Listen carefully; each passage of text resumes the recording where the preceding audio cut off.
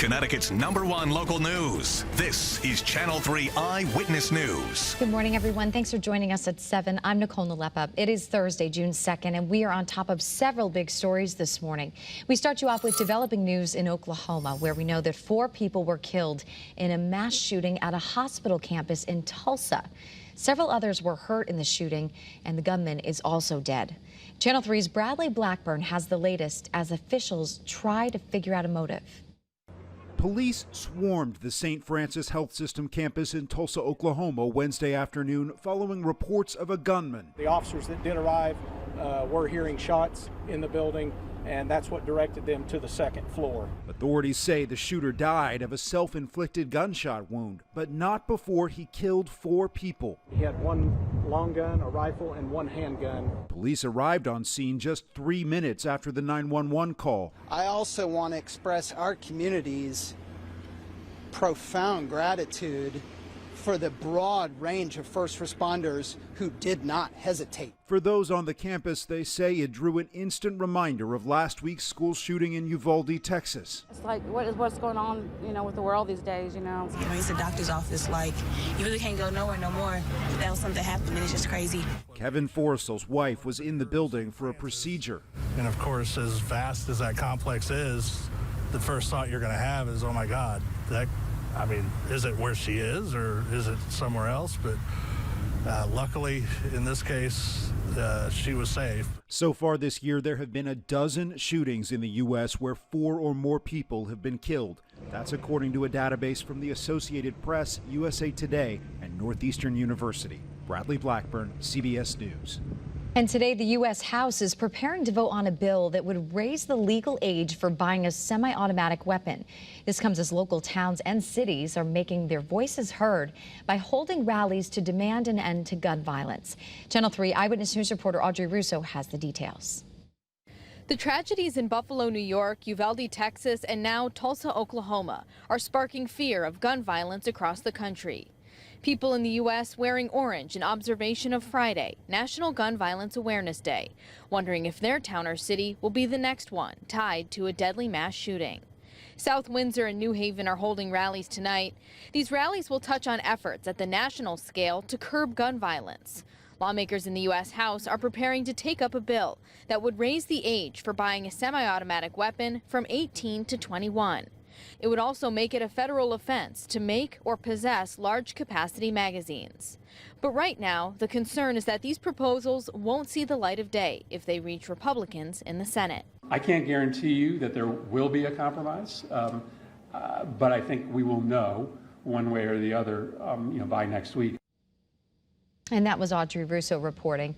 Senators Chris Murphy and Richard Blumenthal have been very vocal on this issue, and they are going to be speaking at New Haven's rally tonight on the Green at 6 p.m. A trooper is expected to face a judge today in Milford after being charged in a deadly shooting while he was on duty. Trooper Brian North faces felony manslaughter charges in the death of 19-year-old Mubarak Suleiman. This happened in January of 2020 after a high-speed chase that ended in West Haven. Hey, good morning, everybody. We did have a little wet weather last night and then a larger area of rain that missed us just down to the south. And we're getting ready today for the chance of a few more scattered showers. Let's take a look right now at our early warning forecast. Our satellite and radar picture does show some of that rain to our south, to our north and east, and then off to our west across Pennsylvania. We'll be tracking some of these showers off to our west as they may impact our weather as we go through the afternoon time today with some light scattered showers, especially in southern Connecticut. You can see that here on Futurecast. Excuse me, tomorrow's weather today.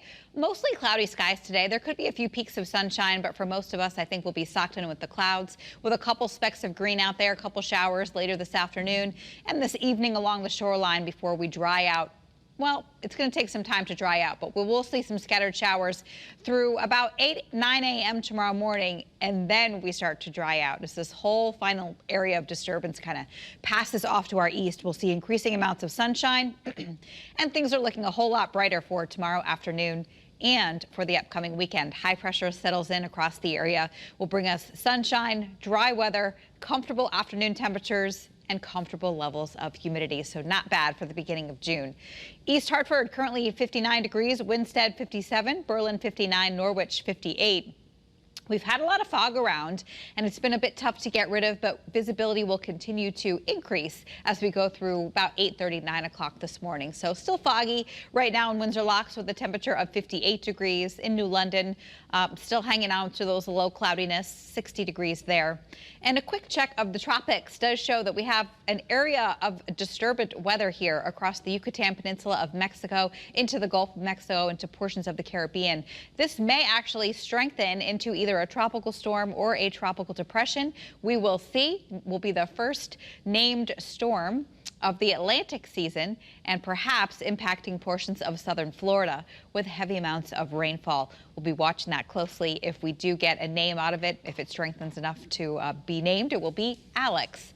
All right, 78 degrees is where we're headed today in Hartford, 77 in Waterbury, 75 in New Haven and Chester, and about 76 today in Putnam. Lows tonight will drop down into the 50s, 57 Hartford, 55 in New Haven, cloudy skies, more fog developing, some scattered showers. And then by tomorrow afternoon, though, I do think we'll brighten up the sky with temperatures around 75 degrees. The weekend looks good. Lots of sunshine both Saturday and Sunday, with high temperatures along the shoreline in the middle 70s. Inland Connecticut, upper 70s to near 80 degrees. I do think we'll top the 80s on Monday, inland, away from the shoreline. And then on Tuesday, thunderstorms will be rolling on through thanks to a front on the way. And then it will cool down to about 80 degrees on Wednesday and 78 along the shoreline. So things will be looking good for the upcoming weekend with high pressure in control. Back to you guys. All right, thanks, Melissa. New details this morning about a big bus fire that really snarled up traffic on 91 southbound in Rocky Hill yesterday morning. We now know that no passengers were on the bus and that the driver was able to get out safely as soon as the fire started. Now, the flames started just before 9 a.m. right by exit 23. Thankfully, no one was hurt, but the cause of the fire remains under investigation.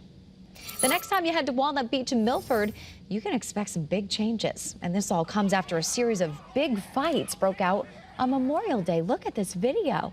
Officers who were already stationed at the beach quickly responded, but police say they did become overwhelmed by the crowd. It was awful. Like, we had left and it was like, I heard about it and it's like, why? We saw all the cops coming. It's like, why? Like, this is my beach. I live here. Like, don't like mess it up. Like, I don't understand. In response, the city has several new rules. Public Works crews have put up fencing to limit access points in and out of the beach. There are new parking restrictions in place for the Walnut Beach lots. And police say that they're monitoring social media for unauthorized, unpermitted events. As for Monday's fights, anyone with any information on what happened is asked to call Milford Police. Thank you so much for tuning in to Eyewitness News on this Thursday, or Friday Eve, as we like to say. Remember, you can get news and weather updates anytime on the Channel 3 app. Have a great day, everyone. Be healthy, stay positive, and we'll leave you with our new live Mystic Eye Can. Beautiful shot there.